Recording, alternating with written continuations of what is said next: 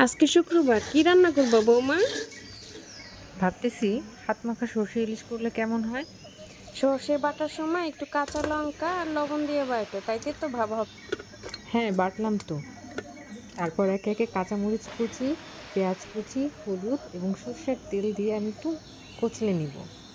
আরে আসল উপাদানই তো দিলে না, যেটা দিয়ে স্বাদ বাড়বে। লবণটা দাও একটু। ওহো, এখনই দিচ্ছি।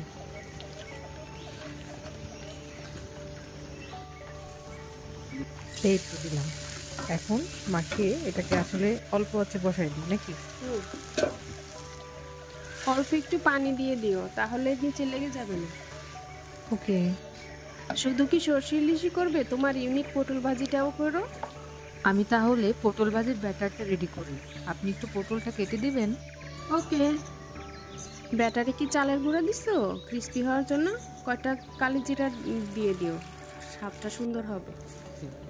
নাও, পটল কাটা হয়ে গেছে, ফ্রাই প্যানেতে পটলগুলো দিয়ে দাও।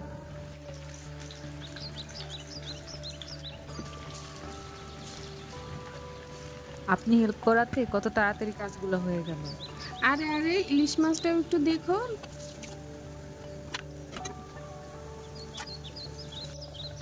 অলমোস্ট ইলিশ মাছ হয়ে গেছে, এখনই নামাইতে হবে। টেবিল রেডি করো। গতানুগতিক শাশুড়ির বদলে আমি আপনাকে যে কিভাবে পেলাম।